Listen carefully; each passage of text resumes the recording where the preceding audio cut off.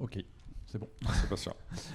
Alors, je vais commencer en français, après je vais switcher en anglais parce que c'est une présentation en anglais. Juste, je commence en français pour remercier d'abord. Vous êtes accueillis par Amadeus et je voudrais remercier le management, les personnes responsables de tous ces équipements. Je vous promets, c'est pas une mince affaire au niveau sécurité, avec faire rentrer des gens extérieurs, etc., etc. Ça a été un gros boulot et pas mal de boulot par les personnes ici qui gèrent tout ce centre. Donc franchement, je voudrais les remercier. Je suis super content de voir autant de monde ici. Donc merci d'être venus. Voilà.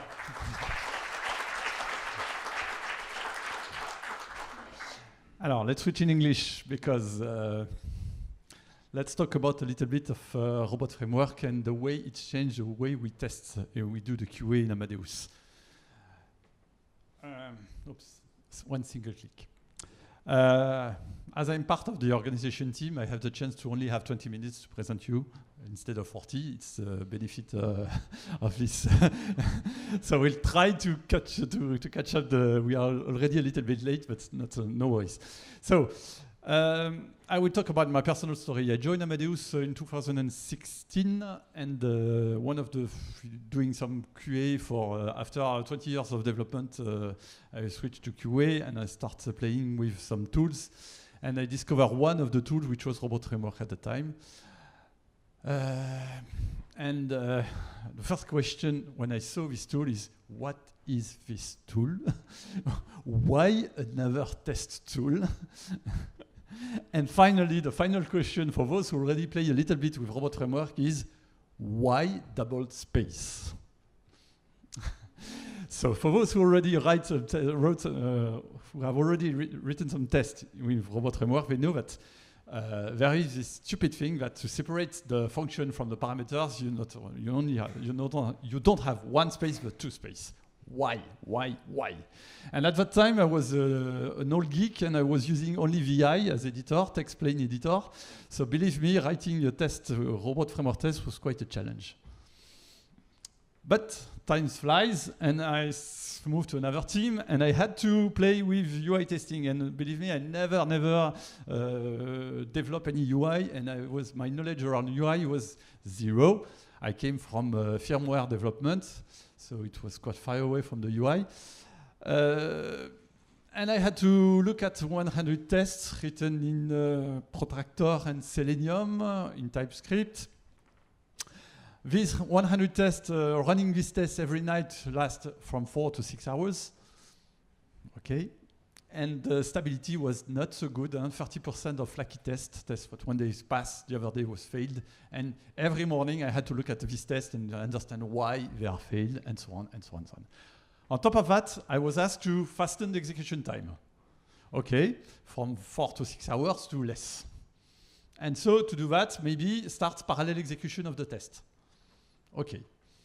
And I start digging into the code to update the test framework written in TypeScript to understand how can I do some parallel execution and so on and so on. It took me quite a lot of time and efforts, and it was very painful. At the end, the result was not that good, only 4 hours instead of 6. Okay, it's better, but not quite. So, then comes the light.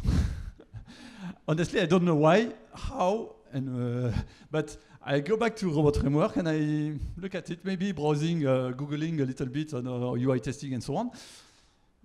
I had a bad memory, so I don't remember how exactly, but I go back to Robot Framework and look at this test framework and see, wow, to do some UI testing. Finally, it was quite easy to install, just a pip install command, very fast, the Python installation. Writing UI tests was so simple compared to TypeScript. It was really, what I did is I start playing with one existing test.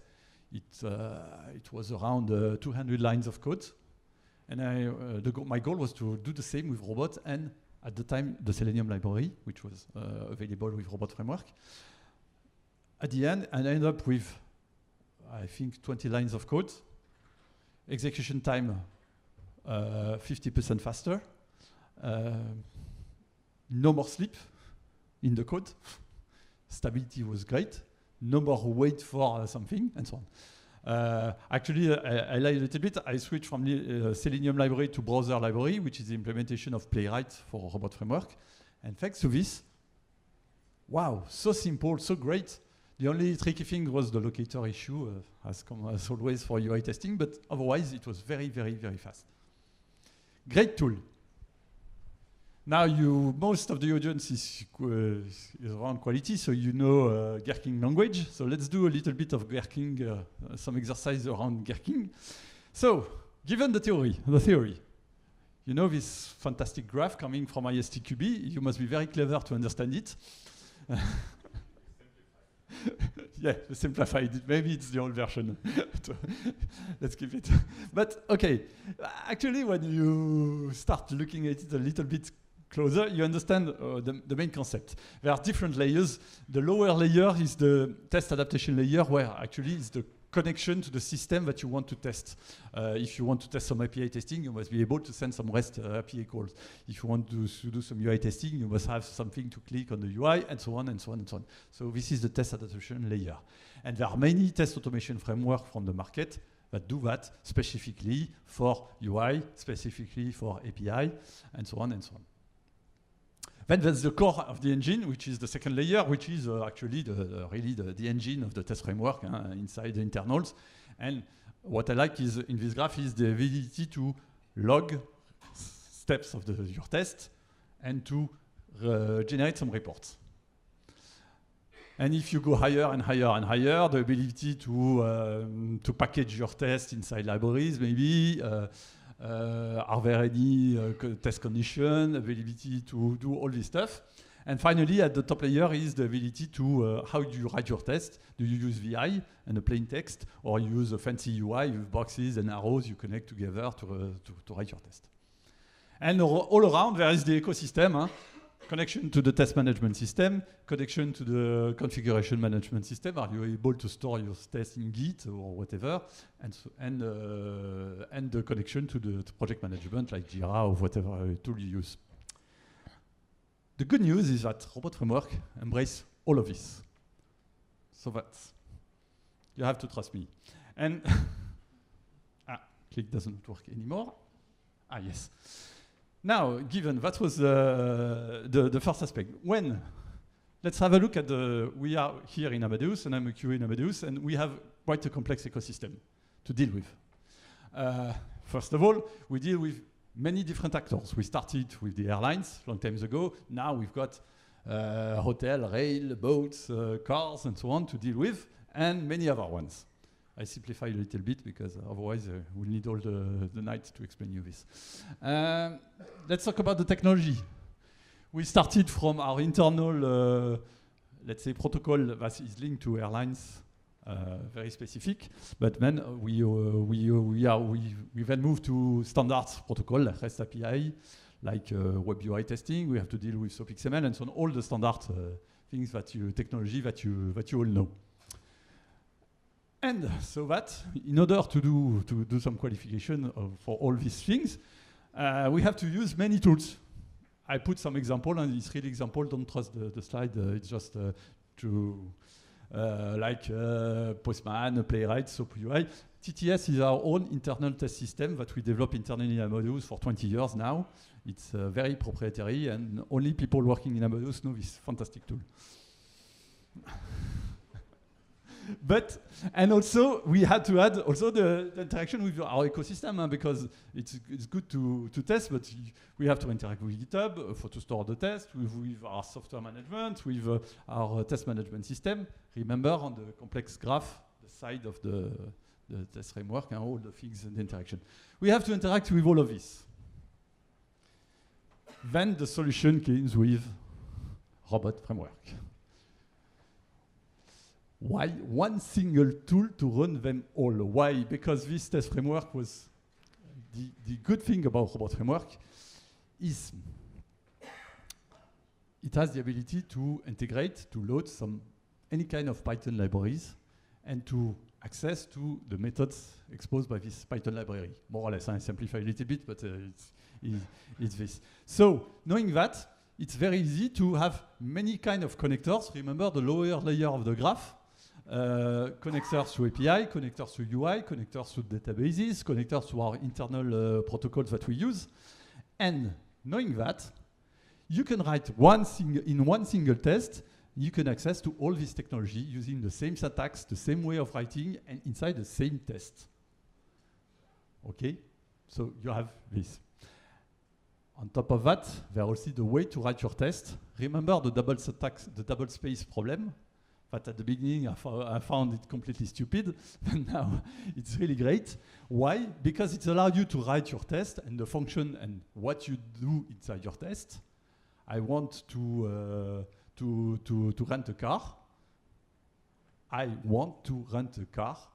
No underscore, no dash between the words. It's a real sentence. Then you have two space and then for one passenger. These are the parameters. But when you read your text, it's a plain sentence. It's a real sentence that anyone can understand. And it's much more simple than reading some JavaScript, TypeScript, whatever coding language you know, even if you are experts in the language.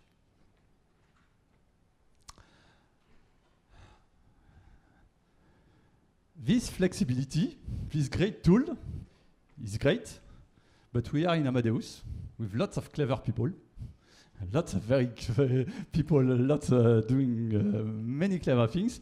And when we start playing with this tool, people will go in every direction, start implementing their things on their own, and so on. And at the end, the complexity will remain because everyone does what he wants. So we start to introduce a project what we call UtoPy. It's an internal framework on top of Robot Framework, which provides guidelines to the users, to the quality engineers that want to create their tests, in order to write them in the same common way. And how did we do that? We start defining a kind of template to write Python libraries. So we provide an empty skeleton of Python libraries with some Python files, but with empty things inside, so that people can develop their own robot framework keywords. But how do we develop them? We wanted one key thing is that this keyword must be functional keyword, functions, real functions. Meaning that we didn't want people develop a library that exposes robot framework keyword. That was some kind of, I want to send this SOAP XML message. I want to send this post message. Because when people will write their tests using the Python libraries in Robot Framework, the test will be very hard to understand. It's hard to understand what a send post request with this JSON inside the post. Whereas if you develop some keywords where the name of the keywords is I want to book a car, I want to book a flight, everybody can understand it. Whatever the technologies used behind the scene. Because we have our own complexity, and to do one single function, like I want to book a flight, for example, we can do it in several ways, using REST API, using our internal protocols, and so on. At the end, the test remains the same. I will test the booking of a flight. So the way we write the test will be, I want to book a flight. I want to book a car.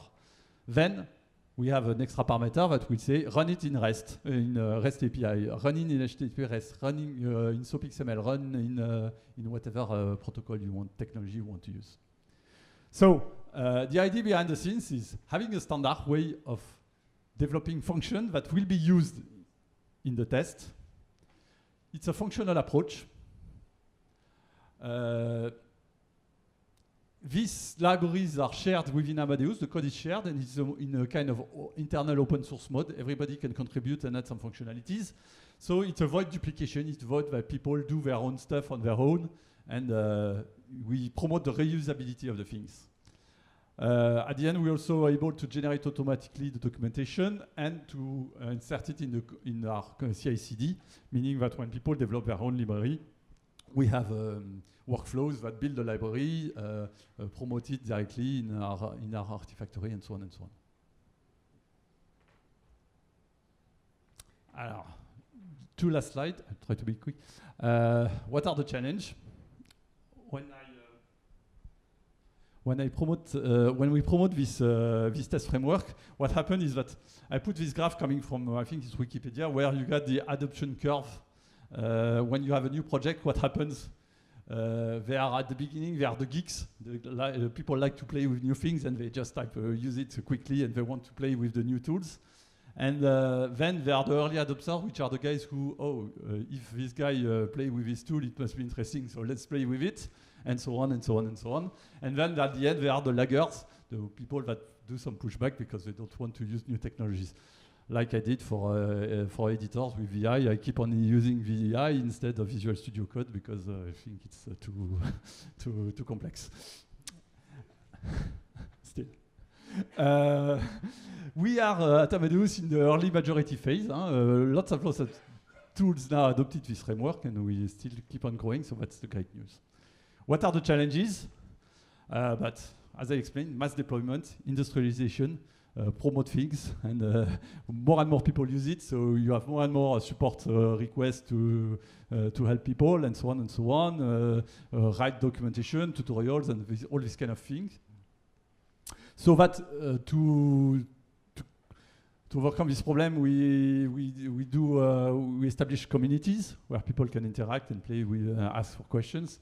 We try to empower some experts that will propagate the knowledge to other teams. And what else? Yes, we face also some kind of problem that I call the too simple to complex syndrome, which is there are teams that are the real developers that say, wow, you already implemented everything, I have nothing to do more, it's already done, just fill some boxes with a piece of code, it's not interesting. And there are other teams that will find, wow, it's Python code, it's much too complex, I cannot deal with this. So you have to find the right balance between the two. And last, we had also to address what I call the shadow mode duplication. It's that we promote the open source mode, meaning that people develop their library and push it to Artifactory and made available for everybody. There's still some teams that keep on duplicating things on their own and play with it.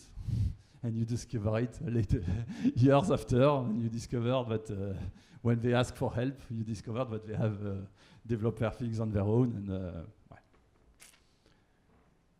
And to end up, what next with robot and so on? We develop a small chatbot that help people to develop their tests in robots. Based on GitHub Copilot. We are looking at Robot Framework MCP Server, but I think we just discussed. René will present you a little bit what is this new tool. We also play with another thing which is self-healing library that's auto-corrects your UI test when there's an error in the locators, so that's quite impressive, and many more. Thank you for your attention.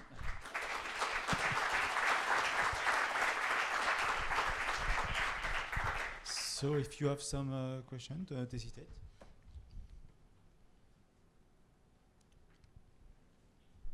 Yeah, René. Yes. René. Thanks, René. Yeah, René. It's hard to start, so after René, I think you have a lot of questions. Thanks for this nice talk. More a comment than a question. So it would look like as if we would have synced each other, which we didn't.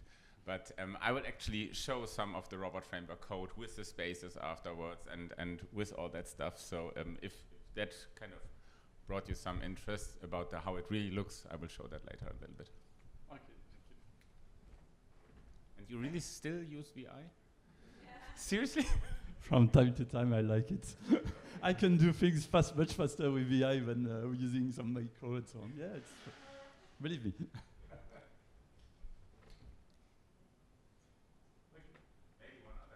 How many people at Amadeus are using robot framework now? We try to measure actually the Git repositories, where we scan the Git repositories and to understand how many, at least project, and people it's quite hard to monitor, but project. Last figure was, I don't want to say, I think we were around more than 140 repositories using our Utopia project. So more than 140 teams? Yes. Project, let's say. Something may have different projects, but more or less, yes, that's the figure. Yeah. Thanks for the presentation. You talk a lot about QA, quality engineer, but do you embark the developer teams as well to manage the shift left process as well, and not only QA as well? That's the too simple complex.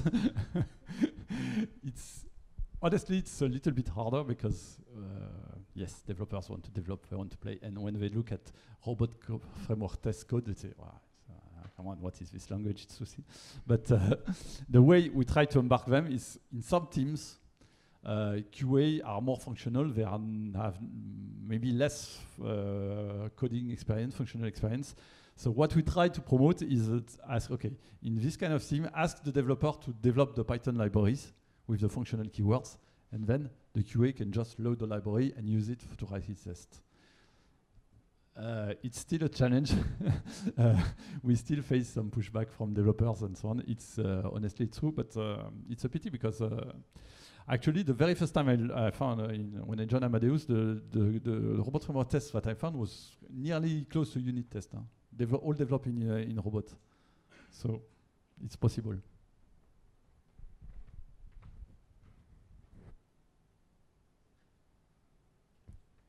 Well, thank you. I guess we can switch to the next presentation. Thanks, Sébastien, for your presentation. It's a pleasure.